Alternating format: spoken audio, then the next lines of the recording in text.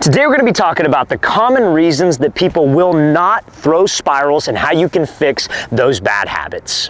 Now, the first reason that quarterbacks will not throw spirals is that their index finger is not the last finger to touch the football when they are releasing it. Your index finger is your spiral finger. So a lot of times quarterbacks, when they have that ball come off their hand and it almost spins sideways, it is usually because that ball is rolling off of their ring finger and their middle finger as the last two fingers to touch the ball. So this is a very common bad habit that a ton of quarterbacks have. Now, the index finger, the reason why it's important is because when you throw a spiral, obviously you have to flick your wrist. A lot of quarterbacks will finish with their palm up. We're going to talk about that as this video goes on. They won't finish properly, but when you flick your wrist properly, which is essentially you're taking the top of your thumb and you are trying to finish down on the flick. This index finger is the last finger to touch the ball, or at least it should be, to control the ball, but also to control the proper spiral. Now we're going to get into some ways that you can fix that bad habit.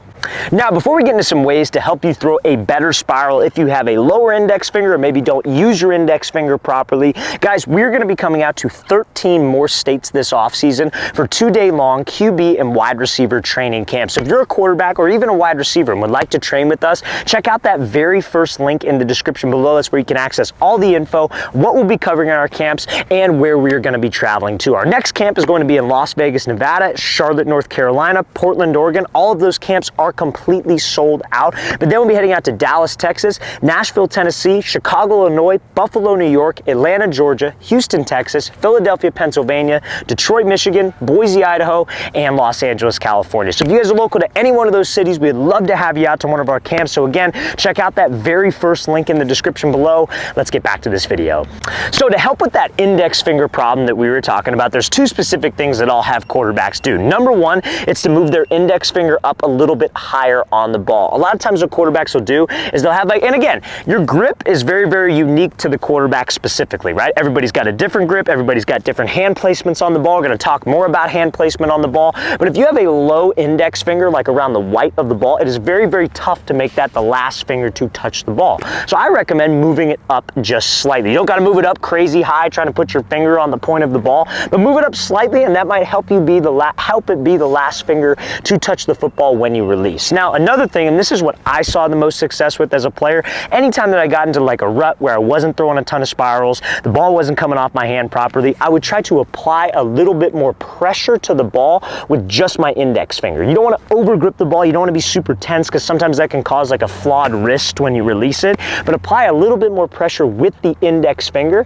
and that will help you get maybe a little more control of the ball, but also to help it be the last finger to touch this football on your release. Now, the second reason that quarterbacks will not throw a spiral is the fact that they have their palm all over the ball when they are gripping the ball, essentially over gripping the ball. So again, like, if you're a quarterback and you maybe have small hands, maybe you don't have the strongest grip, you want to try to get as much control on this ball as possible, especially if you're moving up in ball size. Maybe you're a middle school guy going to high school, maybe you're a youth guy going to middle school, whatever the case may be, but you do not want to have your palm on the ball. Because when you have your palm on the ball, when you take the football back, it is very, very tough to get to a proper like opposite L backstroke. It is very, very tough to snap your wrist and extend when you're essentially gripping the ball like this, over gripping it. So what you want to have is you want to have a small gap of, I guess you could say, air or small gap of space between your palm and the ball. This ball wants to reside in your fingers, in like the webbing of your hand. You don't want any part of your palm touching the ball. So I could control the ball, keep it in the webbing of my hand, and easily flick my wrist and spin this thing. So I'm going to give you a great drill to help you work on that and get that gap between your palm and that football.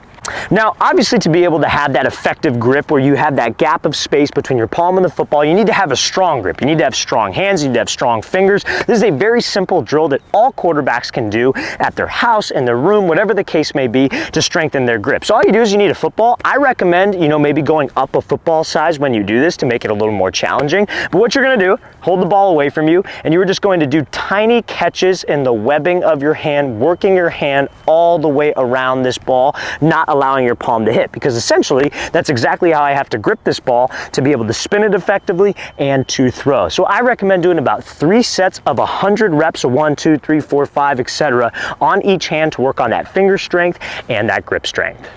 Now, the third reason that quarterbacks will throw a bad spiral, and honestly, this is probably one of the more common ones, and that is going to be your wrist breaking. Now, there's a lot of bad advice out there about that wrist breaking when you throw, because obviously you want to keep a stable wrist, right? I go back with a throw, I go to my backstroke position, and you want to control your wrist, have a stable wrist all the way throughout so I could snap, flick my wrist, and extend to the throw. Now, a lot of guys will have quarterbacks, they'll go to throw, they'll go back with the ball, they'll start to rotate through, and this wrist will break back. Now, a lot of quarterbacks coaches will just say, oh, hey, keep your wrist steady, right? But how the hell am I supposed to do that? That's not something that you're actually thinking about consciously throughout the throw, because we have so much other things to worry about. The reason why quarterbacks have their wrist break is because their elbow and their shoulder in their throwing motion as a whole, your throwing mechanics tie into spinning the ball, and that's what we're going to spend time talking about right now. But when your elbow and your shoulder go ahead of your hip, you are essentially pushing the ball, and that is usually what leads to that wrist breaking more often than not. It's because of a flawed throwing sequence. So what is your throwing sequence? Your throwing sequence, and we're going to give you a great drill to work on this in a second, but if you're throwing sequence, it's breaking down to 4 parts. The first part is going to be your base, the second part is the stride, third part is the hips, fourth part is the shoulders, the elbow, and the ball, and it has to happen in that order. So when I get set up to throw, I like putting my quarterbacks in a base where they're about 60 to 65% on this back leg, their back foot, their back knee, everything is even with their head, their weight is shifted back. Because when you take a stride to the target, you could keep some weight on this back leg and get to a position called hip and shoulder dissociation. What does that exactly mean? It's just a fancy word for separation. It's like a baseball hitter when they're in the batter's box, pitch comes, they keep their bat back, they keep their weight back, then the hips fire and bring the bat through. It's the same way to generate power or efficiency as a quarterback. So I have a point with this, right, when it comes to the spiral. So we go here, we take a stride, my weight stays back, I keep my shoulders back. The next part is my hips to fire through. I drive, I rotate with my hips, and when this hip fires through before your shoulder, before your elbow, it creates a whipping effect with your arm. And that whipping effect allows us to have that snap of my wrist. My wrist does not break because my hips are doing the work first. When the shoulder and the elbow and the ball trail behind my hip, that allows me to keep my wrist straight without even having to worry about it. It allows me to have that snap, that whip, that flick, and will be a more consistent spin on the ball. So like I said, we're going to give you a great drill that'll put you in that throwing sequence position naturally, and you will see better spin on the ball. Now, before we get into that drill to work on your throwing sequence, fellas, if you're a quarterback and you guys would like to improve your reading defense's ability, check out that second link in the description below where you can get access to over 500 plus videos on how quarterbacks should read defenses. I break down different film coverages or different coverages on film, different play concepts that'll work against those coverages. We give an audio video breakdown where I'm drawing on the screen, highlighting defenders, drawing out concepts to help you guys improve your football IQ. Because if you lack some physical traits, maybe you're not the biggest guy in the world, maybe you don't have the strongest arm, but you're accurate, you know where to put the ball, your football IQ is a huge thing that's going to help you stand out amongst other quarterbacks. So if you want to improve your reading defense's ability, guys, check out that second link in the description below to get access to all of that content. It's like Netflix for quarterbacks. So again, second link in that description below. Let's get back to this video. Now, this drill to work on your guys' throwing sequence is a very simple drill. I call this a no stride drill, and I'm going to show you how this drill will look full speed in a second as well. But what you're going to do is you need a partner set up maybe about 10 yards away. You're going to face your partner, and you're going to already have taken a stride. Because remember, my throwing sequence is what? It's base first, stride, hips, then shoulders. But we are completely negating the stride on this to prevent quarterbacks from pushing through, which causes that elbow and shoulder to be ahead of their hips like we talked about. So what do I mean by that? If I'm here in my base, and this is where the push, this is where the wrist break comes into play. Quarterbacks will be in their base, they will push, they'll take this front stride, but when they are pushing, all of their body weight shifts forward. They don't have that separation. Remember, we want my hips to fire through before my shoulders. But if all my body weight shifts forward and I'm opening up, I can't rotate my shoulder back, getting to dissociation. That's where my elbow and shoulder lead my hips, and that's where that wrist break and that push comes from. So this drill makes sure that that doesn't happen because we're negating the stride and negating the push off the back leg. So you're going to be here, front foot's going to be open, weight's on my back leg. All you're going to do is you're going to separate your shoulders, rotating back, maintaining some weight onto your right foot or your throwing side foot if you're a lefty. Then your front hip is going to bring the ball through, back hip's going to fire through, you're pivoting off your back foot, so the elbow and the shoulder trail behind, and we're just going to follow through and finish. Not moving your front foot, but this drill forces us to have to be in the correct throwing sequence. The stride is separate from the back leg rotation, shoulder rotation, and the hip fire through. So like I said, I'm going to show you how this is going to look full speed.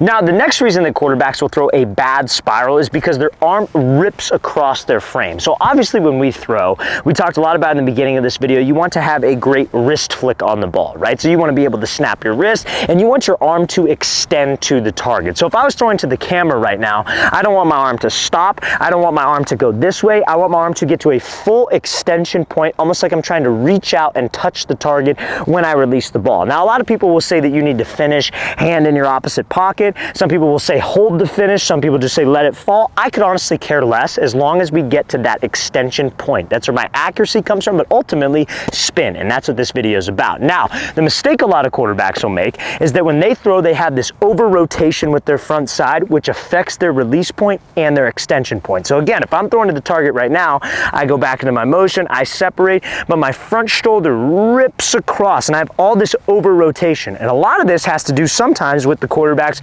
pushing off the back leg. When your shoulder and your hips are rotating at the same time, that's an over rotation. And when you're rotating here, this arm is going to fly outside of your body frame. You want to think of your body like it's divided down something called a midline. And this midline is essentially like your spine, if that makes sense. So whatever your front side does, it affects your throwing side, but in the opposite way. So if I rip this way, what do you think my throwing side arm does? It rips outside my frame. So when I'm outside my frame and I have all this rotational force, my arm is coming across, and that usually prevents that extension point and that finish. And sometimes quarterbacks will finish almost with their palm up in the air. So what you can do to think about this to prevent this bad habit from happening is instead of rotating and replacing and finishing here, you should try to bring your throwing shoulder, and you watch any NFL quarterback, watch guys like Josh Allen, guy like Tom Brady, Aaron Rodgers, when they throw, they finish square. They keep their hips, their shoulders, everything parallel to the target, because that keeps their arm inside of their body frame, and that allows them to extend,